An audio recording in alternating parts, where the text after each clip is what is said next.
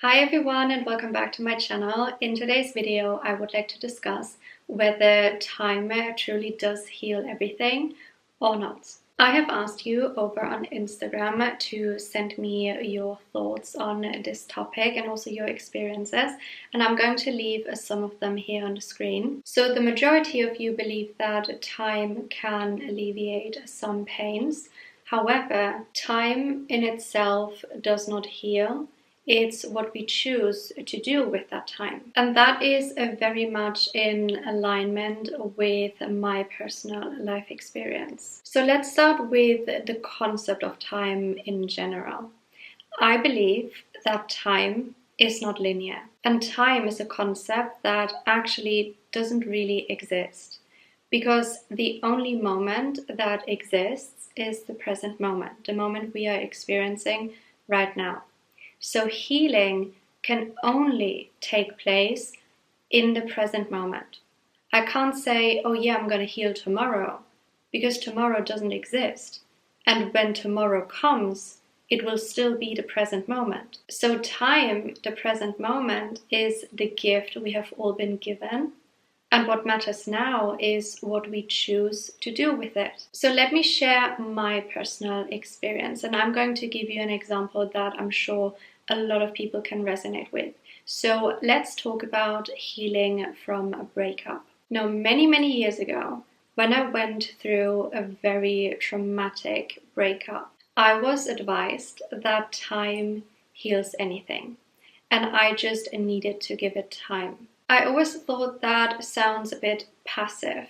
So we just need to sit and wait it out, basically. We just need to wait until the pain stops, until it's no longer in our bodies, or until we meet somebody new. So 2 years had passed since that breakup, and I still felt so miserable.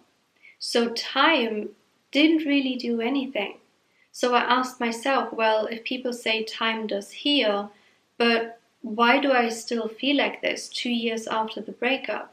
I still feel depressed, I still feel anxious, I feel sadness, despair, I have regret over past choices, I still feel like I'm not good enough, I still feel like I'm not worthy of love. So why am I not healing? And the answer to that is actually quite simple.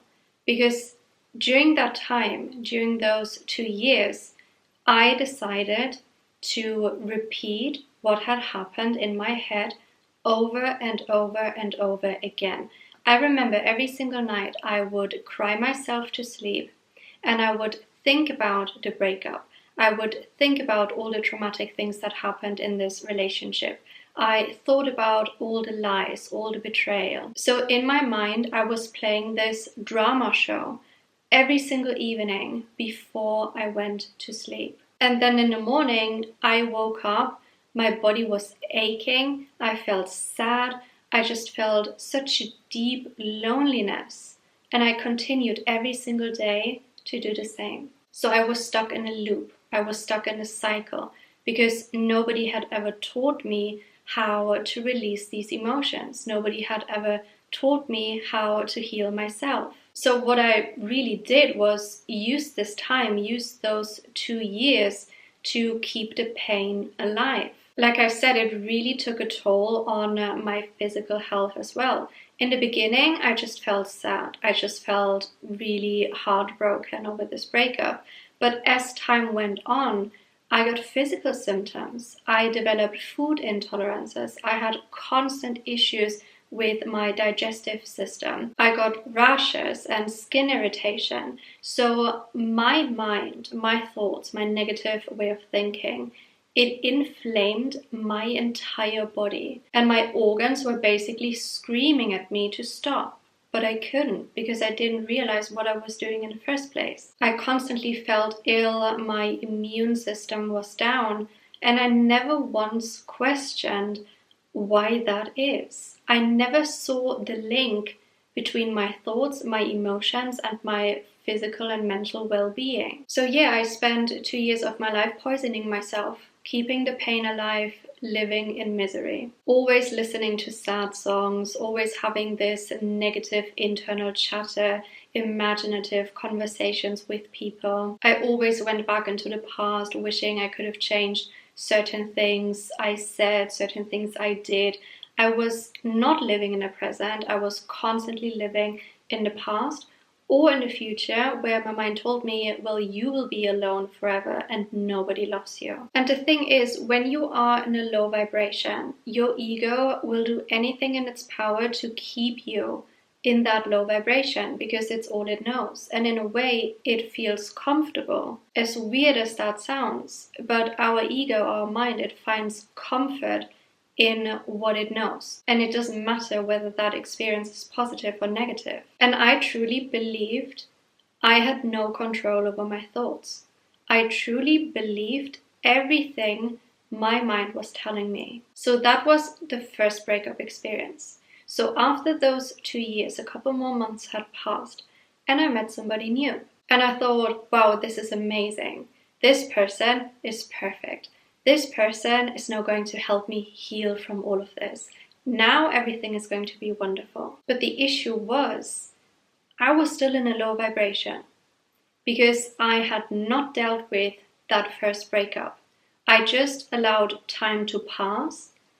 But like I said, I kept the pain alive. I did not change anything about myself. I did not change anything about my way of thinking. I didn't address the deep-rooted issues I had with myself, with the relationship I had with myself, the way I saw myself. I never dealt with those limiting beliefs of not being good enough and not being worthy of love.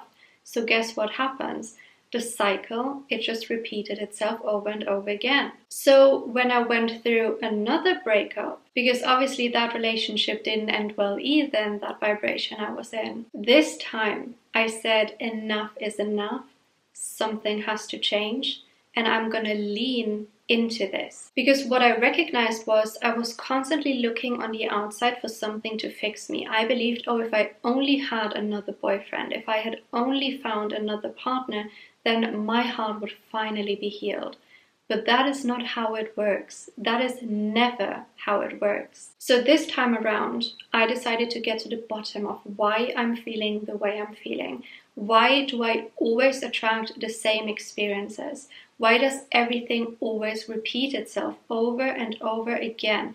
Why am I always in pain and suffering? Why do I always attract people who are emotionally unavailable and who make me feel like I'm not good enough? So the following 2 years, I used the time to actively, consciously work on myself. I was looking on the inside rather than on the outside for healing. I started to reflect my own actions and behaviors. I started to see the link between my internal vibration and what I was experiencing on the outside. I started to understand the role I played in all of this. And suddenly I found myself not to be the victim anymore, and instead I became the hero in my own story. I understood that in order to experience something new, I had to change internally. I had to change my mindset.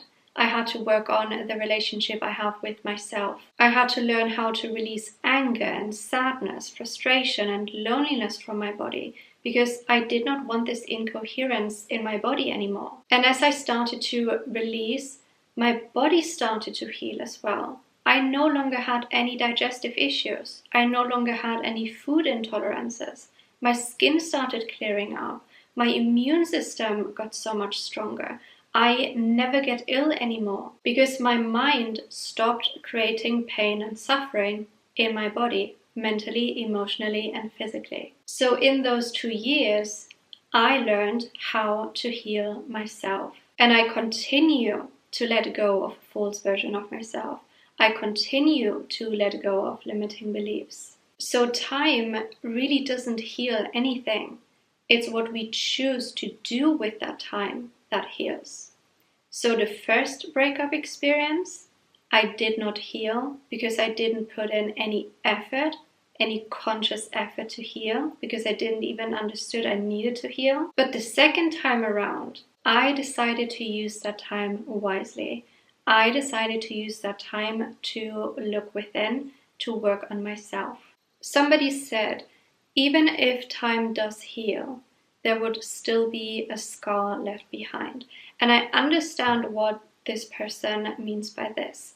So when we never deal with what is actually going on the inside, when we are never addressing any emotions in our bodies like anger, frustration, and sadness, and we just push it to one side, we are repressing those emotions, they will be stuck in our bodies for years and years and years and years and create incoherence.